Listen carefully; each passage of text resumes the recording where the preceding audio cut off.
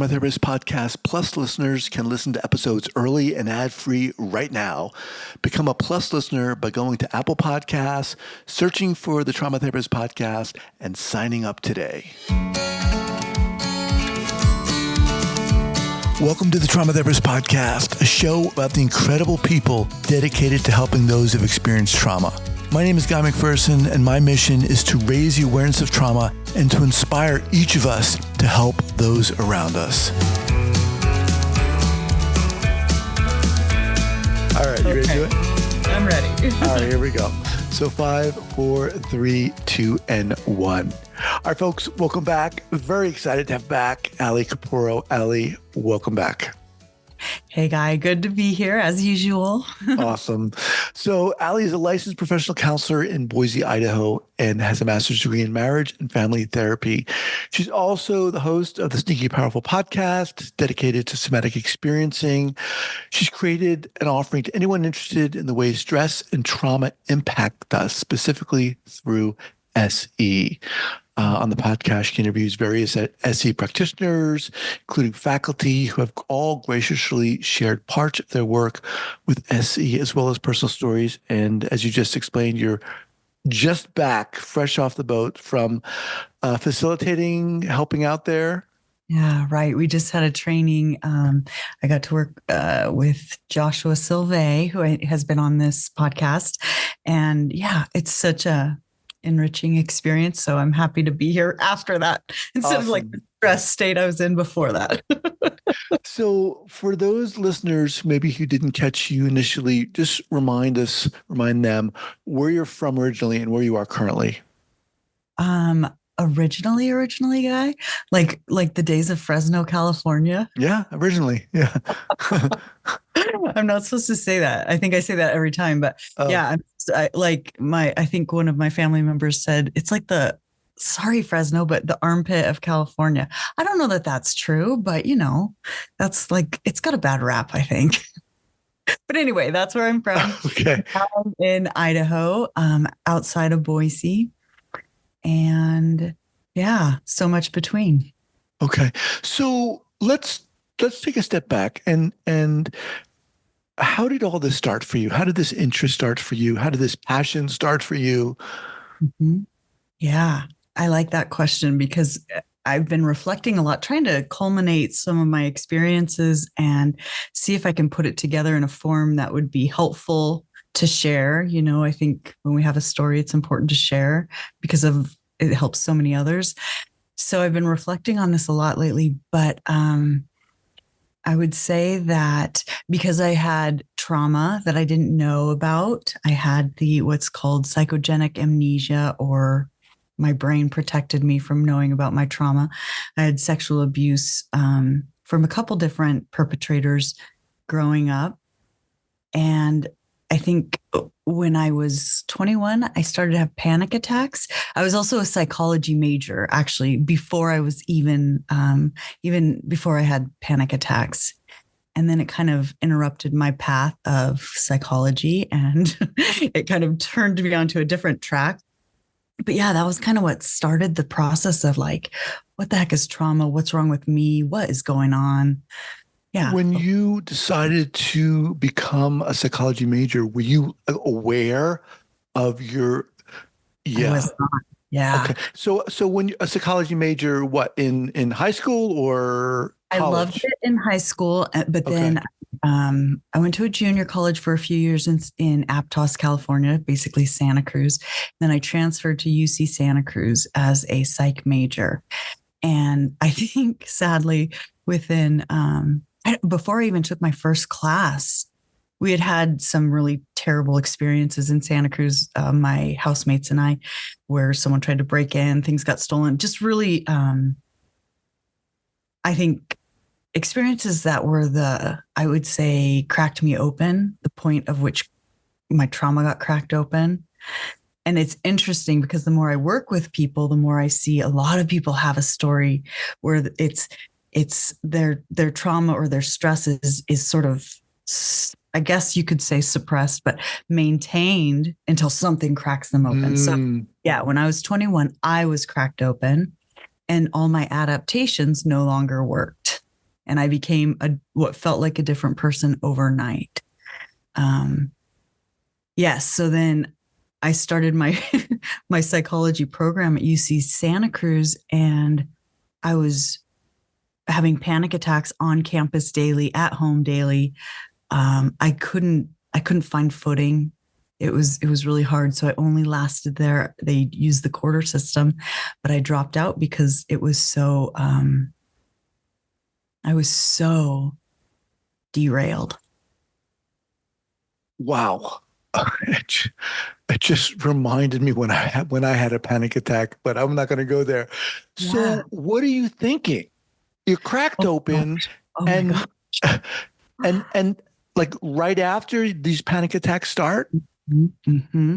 are you So yeah. like, what the hell is going on here? Oh, totally, totally. Like I thought, I would say this wasn't mental health. Well, this was 97. So mental health was much different then. Um, and then within my family that I was raised in, it wasn't something that was certainly not respected. I'm trying to think of a word that would capture it, but it was, how about dismissed? It was really dismissed in my own family. So I had that mentality as well.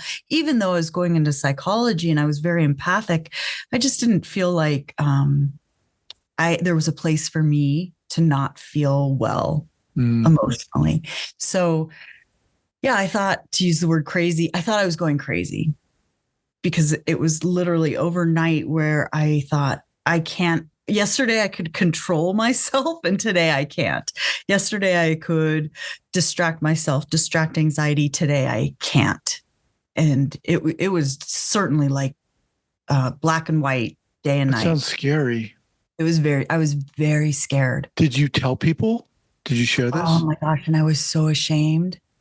Um, I had the wonderful man that I was dating at the time. His mother and I were really, and still are, really good friends. And she became my number one because she had experienced panic attacks. And so she understood, she provided support. And my poor housemates at the time, they probably thought I was just such a dick because I withdrew. I just wasn't myself. I became, yeah, like a different person. And at 21, I was in a setting where we were having fun. We were experimenting. We were at the beginning of like our really exciting futures. And then mine just, yeah, You know, crumbled. you mentioned that woman who you were able to connect with, and then that is so amazing. You know, the people like that who Mm-hmm, just mm-hmm. they get it. They're not going to judge you, Oh and my you God. know they're not going to judge you. Those people are. I love those people.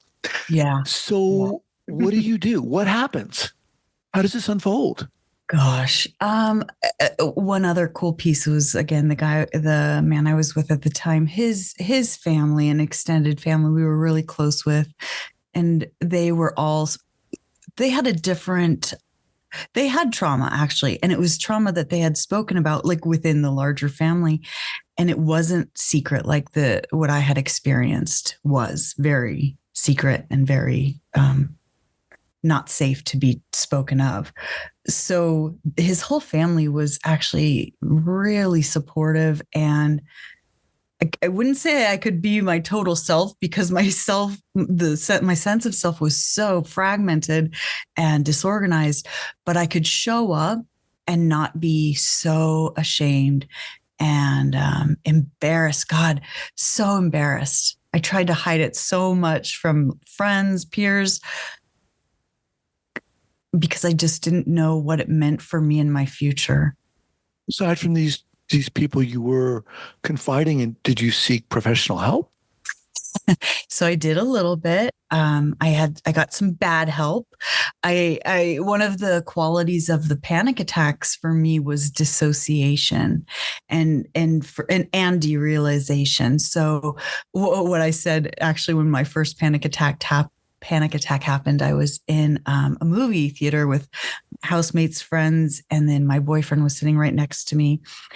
And I said, oh my gosh, it feels like I am so stoned. And we were all sober, but it felt like I had used marijuana, which was pretty common in Santa Cruz in my friend group at that time. But and he also such a dear person. He said, just ride it out, just ride the wave. And though it was intense, those were exactly the words I needed to hear in that moment. So he also became a huge support to me. It's so funny, Guy. I'm in the story so much that I'm like, what was your question? That time is like, I can feel it, smell it. Yeah. So how do things unfold such that you're like, okay, this is what I want to do. I want to get into this field.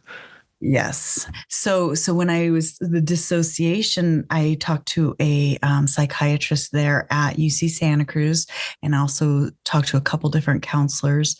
And the bad advice I got was, oh, just enjoy the dissociation, like it's just this wild trip. And it was, yeah, not helpful. I had a wild trip that was very fun with psychedelics previously. This was much different. This was hell. This was a nightmare. So I didn't really get much help. I had to kind of keep it hidden from my family, and I really relied on my boyfriend and his family. Skip ahead to I became a teacher first. With the derailment of my future, I thought, well, my whole family, I'm from a family of teachers. I can do that. And so that's what I did. And so I became a teacher, and was still with a lot of crippling anxiety. So this is still going on. Still. Oh my man. How would I think I learned enough avoidance tactics to where I could kind of semi contain it. Like, okay, if I don't do this, my anxiety stays a little better. If I do this, I'm safer. It was like this avoiding landmines essentially for a lot of my life. Actually, that's really exciting. I feel my spine straighten as I say that, because I don't do that so much anymore. I mean, and that was my life from 21 till how old am I? 40, almost 48. So until 46, 45. It's gotten better since, it's gotten much better. But it's just amazing the toll it could take. If someone would have told me at 21, the trajectory, the length of time, oh my gosh, I don't even know what I would have. I would have given up, I think, if I knew it would take so long. And of course, it's been a journey, and it's been beautiful, and I've managed to create a beautiful life. And I was able, I have children. I have 2 daughters. Like, there's so many beautiful things, but it is not what I pictured my life being. I'll tell you that. Was there a point, excuse me, or a person that you encountered, some help you encountered that made a difference? Oh, I wish so much. I was so desperate for like a mentor, or some sort of wise person to take me and just scoop me up and say, here's what we do. Right. And I don't want to be so like cynical. There was no one, because that's not accurate. But I think for me, it's been a lot about finding the wisdom within, and, to be a little bit cliche, reclaiming my power instead of looking for answers outside of myself, which was my absolute go-to, to give away my power and trust someone else's. So yes, there were really beautiful people along the way, but until recently, I wouldn't say there was anyone in particular that yeah. When you're going through something like that, I mean, you can't, I don't think we can fault ourselves for wanting to find someone who can say, yeah, you're not crazy, because we're like, what the F is going on? 100%. How did you find that within you? What were some of the things you did? I know, because this is before, I mean, the internet, I hate dating myself like this, but yeah, the internet was barely a thing. Like it was, not everyone had it. There certainly weren't podcasts or this plethora of information that we have now, which I'm incredibly grateful for. Um, so it was finding these, yeah, little pockets of people, really staying connected to like my friend Colleen, who is the one that my boyfriend's mom that was so instrumental, and even my boyfriend at the time, Andy, they were just such important pieces. Actually, maybe I could look at it like to help me at least get through to the next piece, to the next, Mm-hmm. to where I could find my next not journey. There's a book by an author named Anne Lamott, and she talks about leaping across a pond, more or less, on lily pads. And it very much felt like that. Like I would have to jump to one lily pad before the next one would appear. Mm-hmm. And Mm-hmm. just there was sort of this blind faith and not giving up, though many times I very much wanted to give up. That sounds like such valuable wisdom to now share with the people you're working with. So Absolutely. let's jump ahead. So you got to a point where what you started seeing clients. You did you work in a facility, open your own private practice? What? I did. So after I think I was pregnant or home with my second baby, and I knew that teaching, I was feeling like I wanted to do something different, but I wasn't sure what. And then it occurred to me through a series of events, oh my gosh, I know about anxiety. Like I'm finally at a place where I feel like I have something to offer Mm, about anxiety and some support I have to offer. So yeah, with the support of my partner at the time, I went back to school and got my master's degree and then opened, yeah, a private practice in Boise. wow. Uh, yeah. And I would say that's where my life really started. I actually, let me back up. In 2006, while I was still teaching, I also found a great therapist who just recently retired. Oh, ouch. I've had that experience. Um, so when you hear yourself sharing this, talking about this, I'm thinking that, my God, there's so much there. There's so much insight and wisdom. How do you use your experience, Ali, to communicate to the people you see? What do you offer them? And as a kind of an aside to that, how comfortable do you feel sharing your own experiences with your clients? Yeah, I like that question, Guy, a lot. Because I think about it a lot because my you could call it my spiritual belief system. We are all human, and I do believe in the interconnectedness of us all. You know, my ethics, my licensed professional counselor ethics are, careful with how much you disclose, and always trying to use my self disclosure if I choose to, in a really careful, well thought out way. And oftentimes, when I'm sitting across from someone who's sharing some of the most painful experiences of their lives, if I feel like it's useful, I'm really comfortable sharing my story.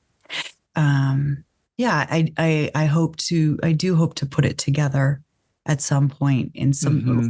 some sort of offering. Probably a book would be the best way, but still deciding about that. But yeah, what's the point of going through this if you can't help someone else who's gone through it? Yeah, I mean, I appreciate you sharing that, and I agree. I mean, I think we also have to mention that there are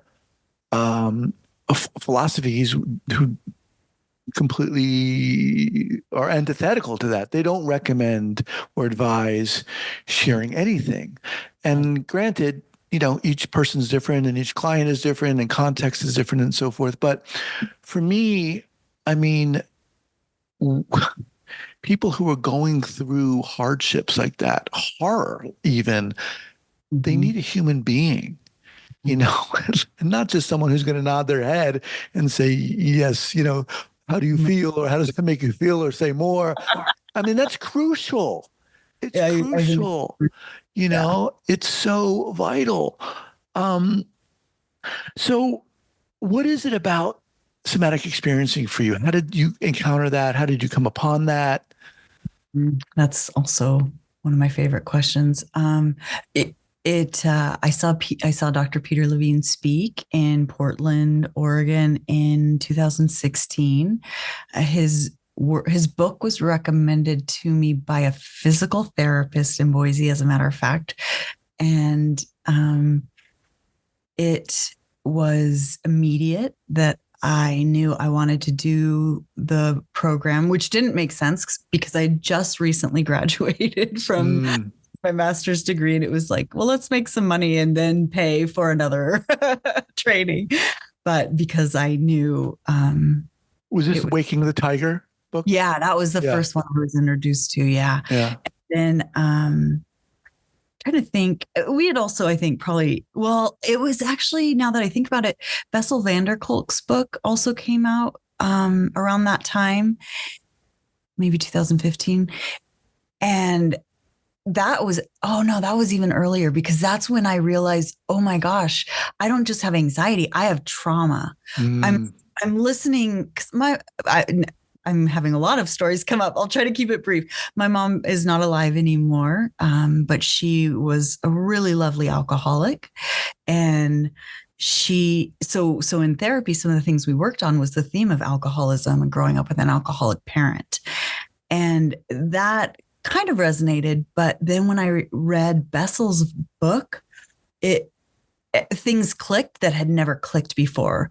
And there was a part of me going, why in the hell am I resonating with war veterans? Mm-hmm. Why does the description of these traumatic experiences in this book, why do I get that? And when in my own therapy, I said, so, hey, here's what's coming up for me. Like, I feel like anxiety is pretty well managed now, but what the hell is this? Like, I think I have trauma.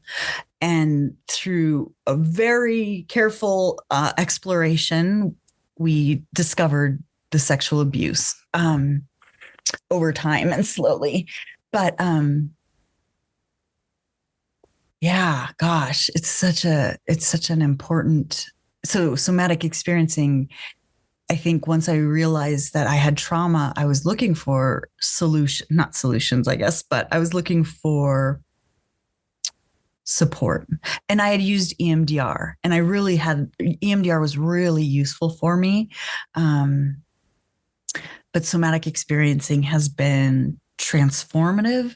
I think you and I have talked a little bit about this, but I wouldn't take elevators. I wouldn't fly on airplanes after I started to have panic attacks.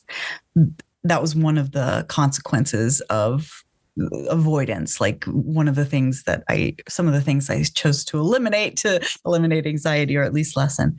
And somatic experiencing has been integral in building my capacity to tolerate distress, essentially, and work with my nervous system instead of being sort of at its mercy. And the training I just went to, I just flew, and it was like the best flight yet since I've started flying again.